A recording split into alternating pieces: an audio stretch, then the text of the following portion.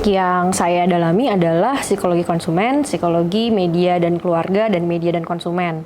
Nah, jadi awalnya itu saya tertarik pada psikologi konsumen dulu sebetulnya. Kemudian saya belajar tentang consumer science, di mana saya melihat overlap atau persimpangan antara psikologi, terus sosiologi, ilmu ekonomi, dan komunikasi atau mass media. Nah, di situ saya kemudian belajar bahwa salah satu pendorong atau faktor yang mempengaruhi perilaku konsumen adalah pesan promosional. Pesan promosional ini bentuknya macam-macam. Pada waktu itu tentu saja yang paling banyak digunakan adalah iklan. Nah, dari situ kemudian saya tertarik pada media dan konsumen dan kemudian mempelajari media dan konsumen. Di dalam perjalanan saya mempelajari media dan konsumen, dan ini tidak terbatas pada perilaku membeli ya, tapi juga consumer value seperti misalnya materialisme.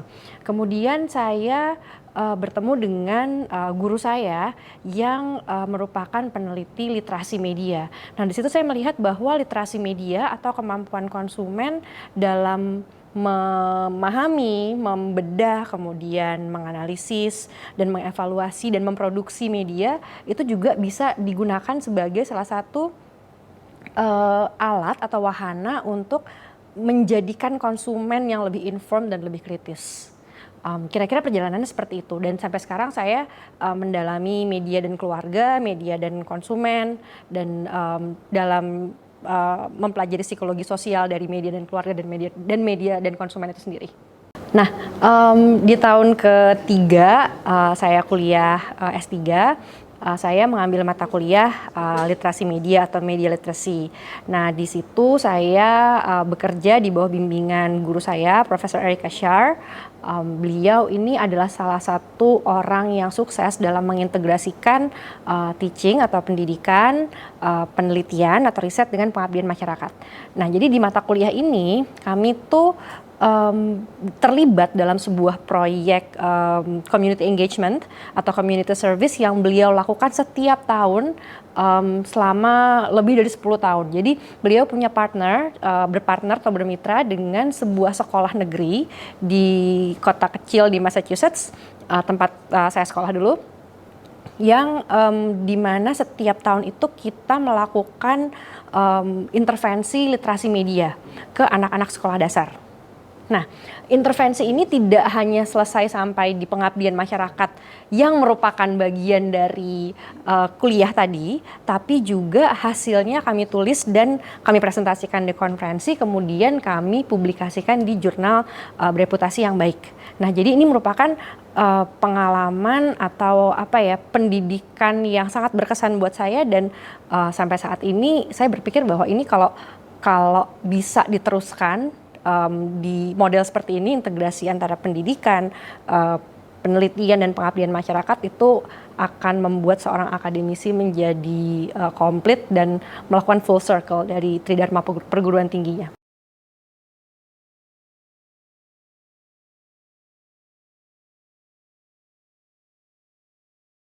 Tantangan psikologi sosial saat ini saya rasa ada dua. Yang pertama adalah membuat psikologi sosial itu sebagai ilmu itu lebih prestigious misalnya di mata mahasiswa gitu. Kita kan tahu bahwa psikologi itu saat ini kalau orang atau mahasiswa mendengar psikologi, mereka biasanya yang terpikir secara di benak mereka adalah praktek klinis gitu. Padahal sebetulnya psikologi itu jauh lebih luas dari praktek klinis. Jadi bagaimana membuat psikologi sebagai sains, termasuk psikologi sosial, itu menjadi lebih foregrounded, lebih prestigious juga. Nah, itu yang pertama dari segi keilmuan. Yang kedua, kalau dari segi aplikasi, mungkin bagaimana membuat psikologi, termasuk psikologi sosial, itu lebih berpengaruh pada pembuatan kebijakan atau pembuatan etika praktik tertentu. Misalnya, saya mengambil contoh pada psikologi konsumen. Pada etika pariwara Indonesia misalnya, atau bagaimana industri periklanan itu mengatur dirinya sendiri. Misalnya di situ disebutkan bahwa anak itu adalah anak di bawah 12 tahun, individu yang usianya di bawah 12 tahun. Padahal kita tahu bahwa dari literatur psikologi konsumen bahwa anak di atas 12 tahun atau 12 tahun ke atas itu masih anak-anak, dan mereka juga mengalami atau menghadapi tantangan tersendiri ketika harus berhadapan dengan pesan komersial, misalnya iklan.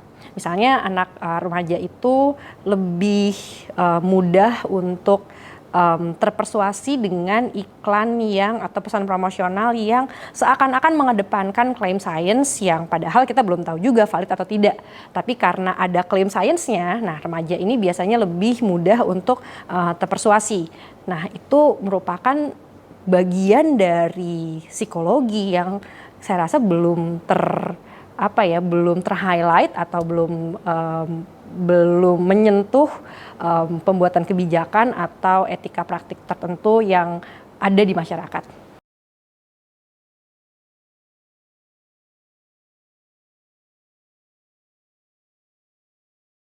Kenapa psikologi sosial? Tingkah laku manusia itu kan tidak terjadi di ruang vakum. Jadi dia terjadi, tingkah laku manusia itu justru terjadinya di dalam konteks sosial. Baik konteks sosial yang nyata, terjadi secara luring, nyata secara daring, maupun yang kita bayangkan gitu.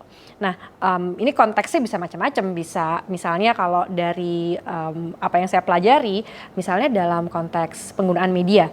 Nah, penggunaan media dan teknologi itu sangat bisa dipelajari atau diteliti, dijelaskan dari angle psikologi sosial yang paling mampu untuk menjelaskannya. Misalnya kita mau melihat kenapa sih orang berlama-lama di media sosial. Apa sih yang terjadi kalau kita menghabiskan waktu begitu lama di media sosial? Salah satu contoh teori klasik yang bisa digunakan adalah misalnya teori komparasi sosial atau social comparison gitu. Kita membandingkan terus kehidupan kita dengan kehidupan orang lain di media sosial yang padahal kalau dipikir-pikir kehidupan orang lain itu sudah dikurasi. Jadi di media sosial itu kita melihat angle terbaik dari kehidupan orang. Yang jelek-jelek kita nggak lihat gitu. Tapi karena kita melihat kehidupan yang baik itu yang sudah dikurasi tadi, sudah difilter, sudah dikurasi, kemudian kita merasa kehidupan kita tidak semenarik apa yang kita lihat di media sosial, misalnya seperti itu.